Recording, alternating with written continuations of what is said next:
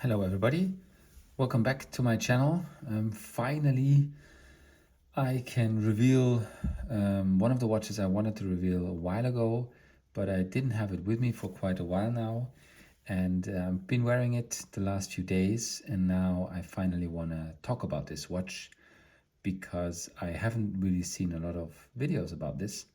And if you have seen my previous videos or are following my channel, then you know I try to make videos which are new and which are not really a lot on YouTube. So yeah, let's get right into it. This is the Rolex Sky-Dweller with the blue dial. This is the reference number 326934. So this is not the new movement of the Sky-Dwellers, it's the previous movement, the first movement. So yeah, I want to get a little bit into the story of how I got this watch from my AD, where also I got most of my other watches. So if you're interested in some stories and buying experiences, then check out my other videos. There are lots of videos already, I think, on my channel now from Tudor, Breitling, Rolex,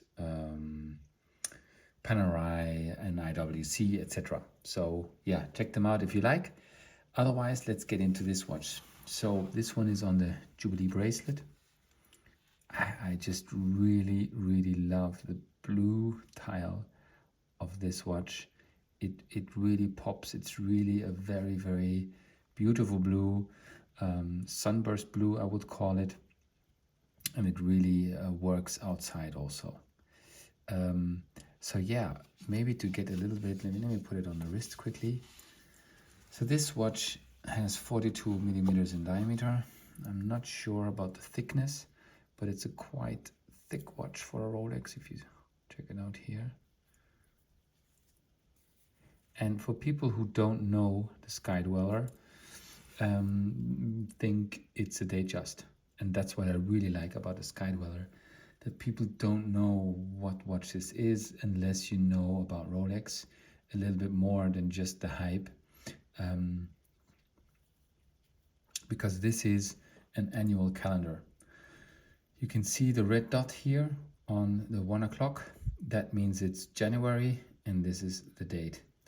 And the numbers here in the middle, that's the 24-hour display or GMT function.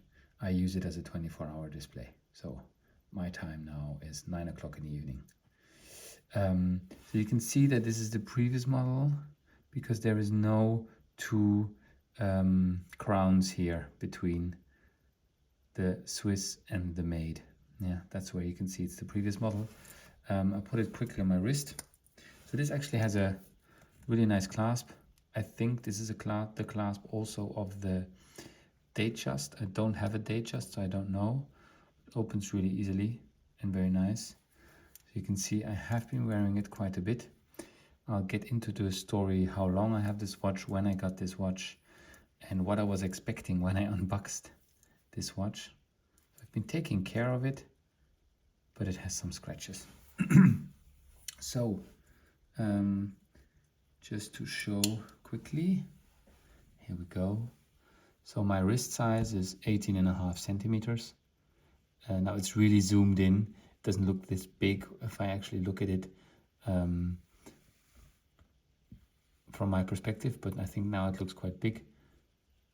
But it really fits well on my wrist, I think. I really love this watch. This is one of the really special watches in my collection. So I get into the story. So actually I got this watch from my AD in July 2022. Yeah, so that's now 3 years, 2.5 years ago. And it was a little bit of a surprise. Of course, I was expecting it, but I didn't know when it would come and if this was actually going to be this watch. And the story is the following. So when I was talking with my idea about this watch, that I really wanted the blue dial on the Jubilee bracelet, other than the Oyster bracelet, I kind of preferred it on Jubilee. I've been thinking about getting the Oyster bracelet so I can exchange it, and it really, I think, looks like a different watch. but I don't know yet if I will do that. If I want to invest, I think it's almost 2,000 euros now for a bracelet. But anyway, so the story was the following. I was talking at that time with my AD about this watch and about the Rolex Pepsi. And we kind of had a understanding that for my birthday, I would get one of the watches, and then for another occasion, one of the other watches, or so either the Pepsi or the Sky-Dweller, vice versa. But somehow I was really expecting the Pepsi at that time. And when he said, I've sent something for your birthday over, so be sure to be home. That was when I got really excited, and I said, okay, what's inside? He said, you will see on your birthday. So it was really, really exciting for me. I had the package a day earlier, I think, and I didn't open it. And when I opened it, I really was expecting the Pepsi on the Oyster bracelet, because that's the configuration I wanted. So I wanted the Oyster bracelet on the Pepsi, but the Jubilee bracelet on the Sky-Dweller. So what happened when I opened it, the package, of course I knew it was then a Rolex, but I was really expecting the Pepsi. So when I opened it very slowly, kind of like this, for myself, so I opened it like this and then very slowly opened, and then I saw the Jubilee and I thought, oh no, is the Pepsi now on the Jubilee? And then I opened it more, and then of course I saw this watch, and I was really, my wife was next to me, completely in shock, because I did not expect this watch. Because back then my AD said he would get this watch only a couple of times a year, in this configuration with this dial. So it was a bit more difficult than a Pepsi. And so I really didn't expect it, because it was only, I don't know, remember exactly, but it was at some point in 2021, sometime in the summer, I think, that I said I would really like the blue Sky-Dweller. And this, remember, it was really at the height of the hype. So it was really not easy, but I was a loyal customer and a serious customer. So it took my wish serious. But yeah, then we didn't really talk a lot about this watch, maybe 1 or 2 times throughout that 1 year. And then until I opened it is when I knew I had it in, or what it was. And of course, the list price of the Pepsi compared to the Sky-Dweller is a bit different. I mean, right now, the Pepsi already is at 11,000 euros in my region. And back then, the Pepsi was about 9,800, I think, the list price. And the Sky-Dweller back then was, I think, 14,500 back then. So it's quite a difference. But it was really exciting to get this. I wear this really for special occasions, or at home. I don't try to show it off too much, but I do occasionally wear it also to work, because people think it's a Datejust. Like, for example, my Daytona, I don't wear to work, because I don't want people to really know what that watch is. And it's a very known watch, the Daytona. So this is really the ideal watch if you really love Rolex. You don't want to be too much taking kind of the lights to your watch, be a little bit under the radar, but still have a Rolex. I think this is a really ideal watch.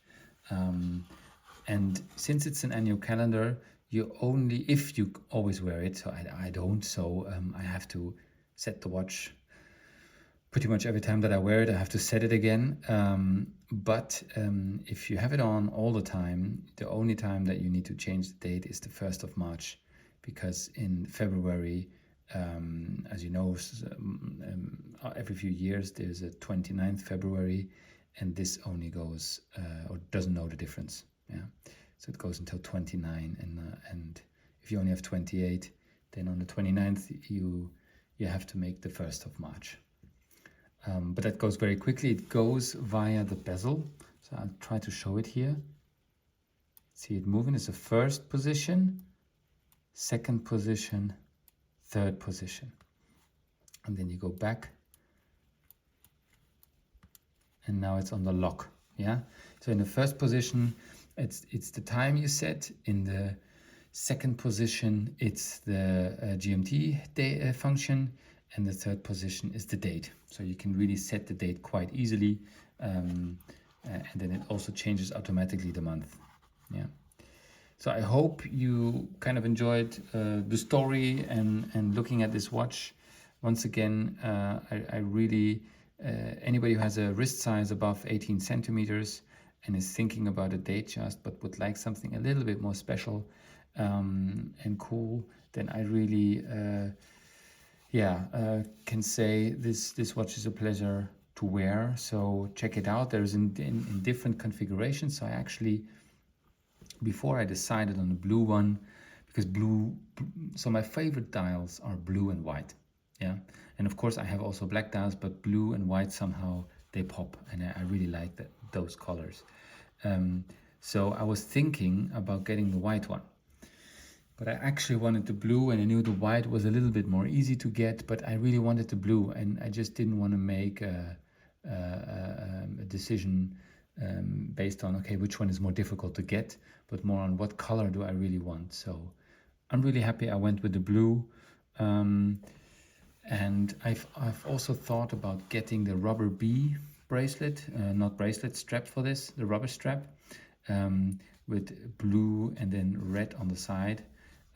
That looks, I think, really cool, but I somehow didn't get a chance still to get this, and I've been wearing it on the Jubilee bracelet since. So if you have any questions about the Sky-Dweller, let me know, and I hope you enjoyed this, and you will check out my next videos. Thanks.